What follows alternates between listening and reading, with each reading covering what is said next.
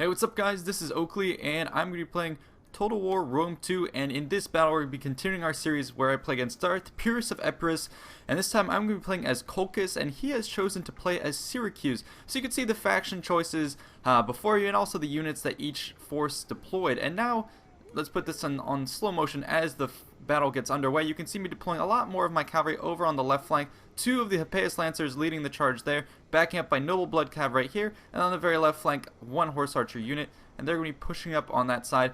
And then basically what I've decided to do is, with that huge left hook that I have pushing up there, what I've decided to do is have two main infantry body detachments, one light one in the front with Eastern Spearmen. And these guys are really cheap fodder units, and that's what I intend them to be used. Draw on the opponent, and then I have my Axemen. What I really like about Colchis is they have these Axemen who are super heavy. I mean, look at these guys. They're just decked out with tons of armor. Very good units, have high armor penetration. They're good at chopping through units who are like hoplites, and that's exactly what you're going to be facing when you're playing against Syracuse. So that's kind of the reason why I chose to use these forces. And then behind them I have Eastern Javelin Men who also have pretty good armor penetration, and so that's kind of what the thinking behind this force was, is to have a pretty high armor penetration core. And then over on this front I have more, this time they're Cartly Axemen, not just Axemen. These guys are even better than the typical Axemen. Pretty high melee attack, and so I have a nice big line, 4 of those troops, and those are going to be very important. And then I have Colchis Nobles in the rear, another hoplite unit. That's obviously going to be the bread and butter of these Hellenic-esque factions, and so yeah, it's nice to have these troops who can be the mainstay of your force and also bring to the table a pretty good amount of morale boosting. You can see the spheres of influence around them. They'll help boost up and secure the morale of my army. Let's go ahead and look at my opponent's force. He also has a pretty heavy cavalry wing that's going to be facing off against mine. Hippeus Lancers, Mercenary Companion, and then a Citizen Cav in the beginning. So that's going to be, a good charge and a good follow-up and sustained melee, so I have to be wary of that. On the left flank, he has 2 of these Skirmisher Cav, so I can outrange these guys with my own Horse Archers, but they're going to be very, very quick, and if they decide to turn about and engage my Horse Archers, he can outright defeat them. So my opponent is, from the get-go, going to have a better cavalry department, and he also has a better skirmishing department. So he has 3 of these archers in the front, and then 2 Peltas on the right. As I have shown you in like all previous battles, Peltas actually has the latest patch, or a couple patches by now, are going to be very, very sturdy units. They can get armor penetration, they can take a cav charge, and they can also take a melee engagement pretty well. Backing up those forces, he then has 3 Thureo Spears who themselves have javelin forces, so my opponent has a lot of these guys who can deal a lot of punishment from a distance, and Thorax Swordsmen who also have the ability to engage from a distance. Over on the right flank, more Thorax Swordsmen here, backed up by pikemen on either flank, so a good way to secure the flanks, prevent me from charging through the center. And you can see what I'm doing. I'm starting to stack my guys into this formation that will allow me to have more punching power through the center, because that's anticipating what I want to do. I have a lot of armor penetration in terms of these Cartly Axemen and a lot of armor themselves, and so what I'm deciding to do is stack up these guys and prepare for a charge up the center. It also minimizes my exposure from the front. I'm going to place these guys anyways who would soak up a charge if I decide to go for an all-out engagement in the center. What I'm also going to be doing is moving my Horse Archers to point blank range and just tempting my opponent to get some of his Peltas to shoot at me. He decided against it, and he's going to try and push up his Citizen Cav on this front. I'm just trying to get a couple volleys against him, and now I'm moving up the rest of my forces. I think I can take him because I have all of my horses concentrated on this front.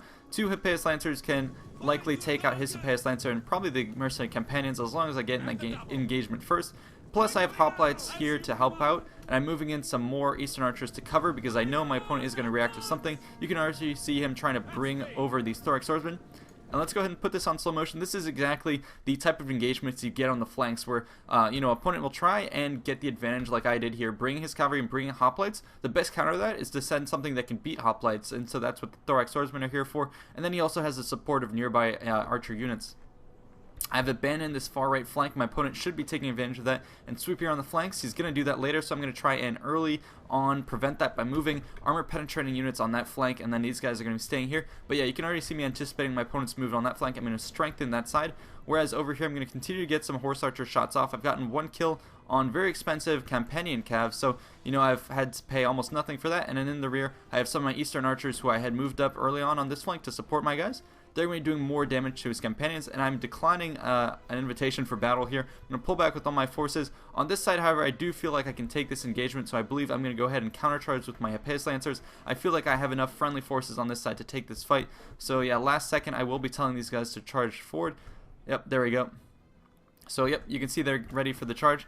So there you go, I'm going to go ahead and counter that. I don't get quite the momentum I would have liked. Let's see who comes out on top for that engagement. It's 0-0 right now. We'll go and check up on that. My hoplites are positioning themselves to brace for this impact, and I was able to counteract some of his companions who were already weakened with my own Hippeus Lancers, who right now I've gotten 5 kills already for no losses of my own. My Horse Archers are going to skedaddle out of there, and then my own Noble Blood Cav who were staying out of this melee engagement. You know, I fixed most of his cav with my own cav, and then I'm going to exploit this gap through here, get some shots off with my archers, charge in with the Eastern Spearmen, and they're going to be forcing this group back. I'm shifting this force over to that flank because I feel like I have this force secured, and I really need to tie down those guys on that flank.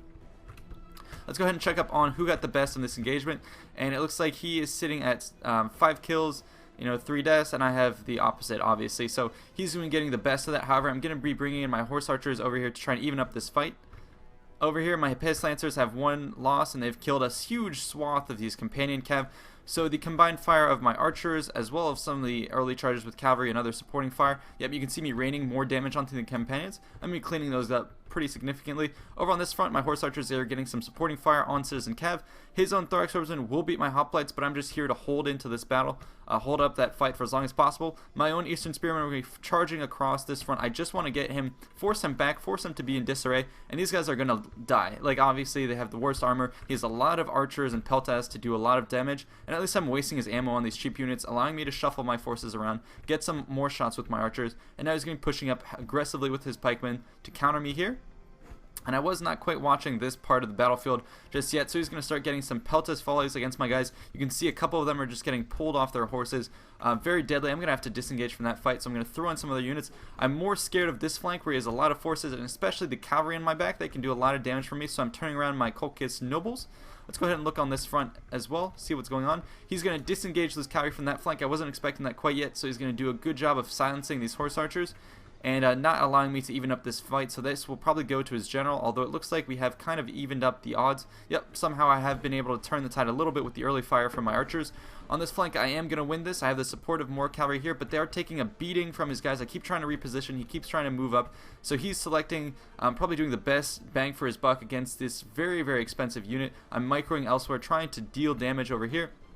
I decide to charge forward and assault his guys on the front. Wow, a lot of my guys penetrating deep into his formation. So here come the early Cartly Axemen getting into this engagement. I want to get into his Thoreau spears, pierce their armor, and keep a couple reserves in the rear just in case. So you can see them already crashing to my opponents. The spearmen collapsing a lot of his forces, forcing him back, and allowing my javelins to do all the damage they can into the flanks. I'm going to disengage from the pikes. You don't want to get engaged too long into that. I'm going to finally pull my Noble Blood Cav after suffering like 50% losses in this cluster. That was a really poor micro move. I should have pulled them out, but at least they're going to be here to clean up the Citizen Cav and help secure this flank. My Horse Archers were able to get out of there, but it's going to open me up for a rear strike, and that should start to turn the tide against me.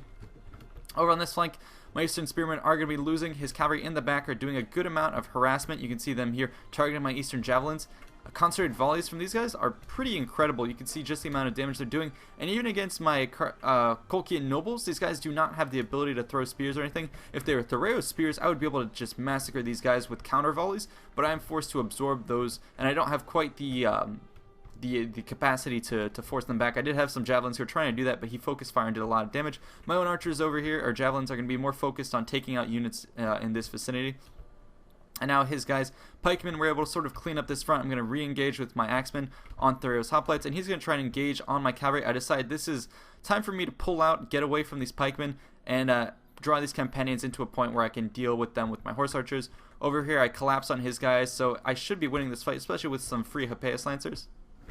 I guess we can go ahead and put this on play at this point. I'm going to be countercharging his guys, but they're going to be, more than happy to shoot out of there, but that's fine. They're distracting 2 of my nobles out of the fight, and look at this. Their sphere of influence is getting away from units where I need them.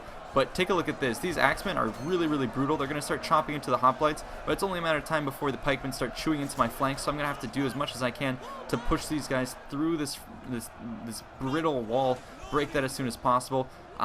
It's taking a while for me to cut into his guys, but I am doing work. You can see most of the guys on the floor are going to be his dead men. However, I am going to expose the rear of my guys to an assault from his cav, so that's why I have to have forces in the back.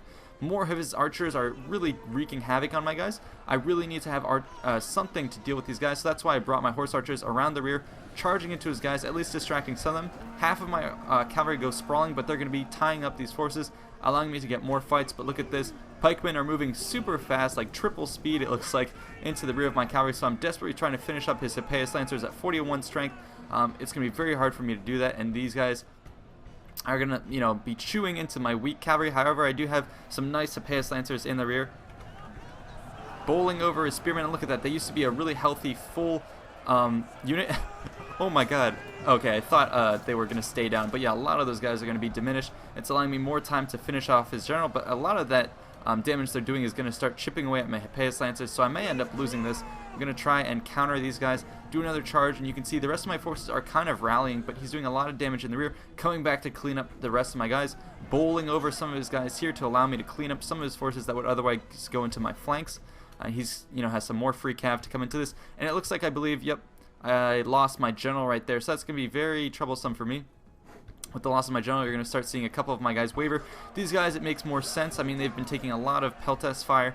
Over here, I still haven't been able to chew through his guys. I decided to just pull through his guys and engage. You can see I kind of broke them, and now I can get into the thick of his archers. And what I'm going to be doing is just spamming attack orders, trying to get through here, trying to get away from his pikemen. No, actually, it turns out I still have my general somewhere. Okay, here he is. My general is still alive. He's in the nobles. But the pikemen are still doing a lot of damage. I mean, I have to be very, very wary of those guys. So I'm going to pull out of that fight with my nobles. Looks like they're doing a weird turtle formation. Okay, yeah, they're going to pull out of that. Continuing to mop up this fight here. Charging finally his skirmisher cav, who got 74 kills. That's crazy. So I'm going to clean those guys up. And here they are engaged on my Cartly axemen, who are, you know, engaged on both sides. So I really need to free up this blob, attack these guys, and then I'll clean up the flanks, and then I can concentrate on the front. But he's doing a good job of cleaning up my forces here. I thought I had the advantage. He concentrated all his troops here, cleaned me up very successfully. And now he's going to be coming in, mopping up my archers, who at this point have 34 kills, and they're targeting expensive units, or crucial units, I should say, the Thoreos spears. But yeah, they're not going to be long for this life. Sweeping up the rest of my guys. I have been forced to abandon this flank. Thorax swordsmen are going to more than be able to take out my guys, especially with units to my flank, my rear. So more of my guys are crumbling. I'm going to try and rally my guys, move some Colchis nobles over here to try and rally this front. I am still running wild with my Cartly axeman, chopping through all sorts of his guys, but he has just too many of these peltasts who can get more shots on me. But it looks like they've expended their ammo, at least maybe they're out of range. So I'm continuing to clean up his guys, chase away his units. So at least a saving grace for me is I still have some Hippeus Lancers, some cavalry. This is going to be crucial because my opponent still has some as well, and it's going to be a matter of who can fix the opponent's infantry and then charge in and crush the rest of the you know, the infantry who are fixed. Some of his pikemen here, we're looking this way to try and engage with my guys. So I got into the back with my pikemen. It's going to open me up to a rear strike, but that's okay. I just really need to get rid of these pikemen. Yep, you can see me starting to pick away at them. It's taking a while. Some of my Cartly axemen are here. My nobles are positioned in the back to guard against a cavalry charge. He's going to try and move over here. And yep, it's buying me enough time to break his guys. My cavalry are going to be breaking his archers. And I'm going to try and pull away from his skirmisher cav before he can do too much damage. They're going to think better of tangoing with me. Cartly axemen finally broke that flank. So now I have to collapse and just wait out this battle. Come in with my cavalry and try and clean up the extremities while my opponent does the same. This is very, very troublesome for me. You can see how he's going to try and target my guys. So I'm going to pull back these Cartly axemen to try and guard the rear. And he's going to try and isolate these guys. And here comes the rest of my opponent's forces coming to this fight. I decided to do a counter charge on the rear of these peltasts. I had to save these Cartly axemen. 224 kills, that's absurd. But yeah, they're going to be cracking, so I'm trying to save them. Meanwhile, the archers are continuing to get some shots off, so I'm going to turn around and engage on that front. I have some more Cartly axemen engaged there. My own general can hold out this fight for a decent amount of time, but against these pikes, I can't break through that, especially over here. He has more pikes turning about to face me, so I'm going to have to use 2 units to beat him back. So I was able to engage his guys on Cartly axemen. Probably would have preferred it against my nobles, but these guys were the nearest force, and they can tank that for a while. My general was able to chase after his guys, break them. His peltasts tried to chase after me. I'm going to disengage from that fight, and then we pulled back to try and break my Cartly axemen. More guys being poured into the fight. His own pikemen trying to disengage. I'm going to chase after them and break them. And here you go. He's just pouring everything into me. I can't push forward because of... Oh, actually, let's look at this. You see that guy? Wow, they have some really cool helmets. Let's zoom in on this. That's really, really sweet. I had not seen those helms. Those are super cool. Almost looks like tower guards from Lord of the Rings, from Minas Tirith. That's sweet. But yeah, you can see how it's coming down really to the last of my units. I'm burning my general's abilities, trying to rally my guys. Same with my opponent. However, he has, thinks better of that cavalry charge. I have Cartly Axemen in the flank of the pikes, have to disengage these guys. These guys have to come into the fight. So we have blinking units all over the place. My general is helping to break this fight. You can see how I might just win this if I can pop another rally with my general. I'm really waiting. The countdown is like 5, 4, 3, 2, 1. I'm trying to pop it, but nope. My units are going to start breaking here and there, and I needed a couple more seconds on that timer.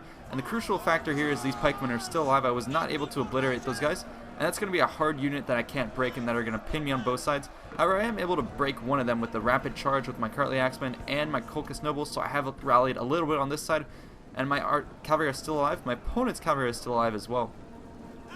So yeah, I'm going to try and form up in square.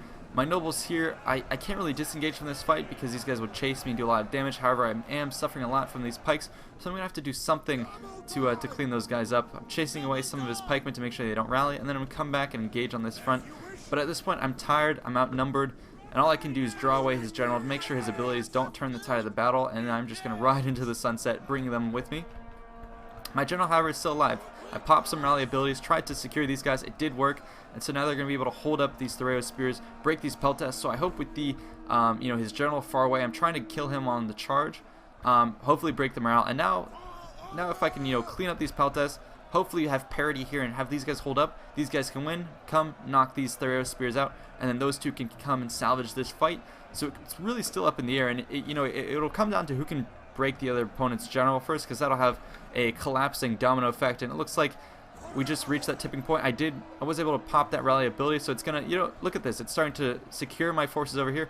However, I was not able to kill his general. If his general had died, I'm pretty sure, that unit would have definitely routed, which it did. That would have collapsed these guys' morale. And now, the army counter bar is way, way, way too far against me. I'm going to try and pull out of the pikeman fight, getting to the rear of these guys. Like I said, I want the Colchis nobles in the back to come back and disengage. I've stabilized my morale, and now it's really, really down to the last couple men, but he's going to have an extra pikeman unit who rallied, the one that I was trying to kill in the distance. I wasn't able to chase them too long. They rallied, and now they're coming back. Cavalry's coming back, so it's really going to be down to the staying power of my nobles. Two of them here, and then also some of my Axemen, Cartly Axemen. You can see how they're chopping through the Thoreo spears. I kind of might be able to salvage the day. I'm really optimistic. Popping shield wall, hoping this will allow me to win. You can see his units breaking. This is going to be really down to the last man. And now, with the shield wall abilities, I can boost my stats. His general comes crashing in. I don't know, I guess they didn't completely die, but yeah, he lost a fair amount of men in that charge.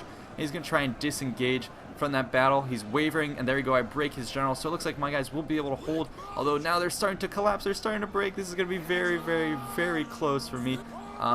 Shaking, exhausted units in the rear. You can see all these penalties. Everyone is wavering. It's only down to these pikemen who are the only ones in the clear, so if they can hold, he may have a chance of winning. But look at my numbers. I have more guys. Some of his thorax swordsmen are starting to break. My Cartly Axemen are still there, and then there we go. That was the finite little thing that tipped the scales in my opponent's favor. When that noble unit broke, his morale influence was not able to help me, and then this unit breaks.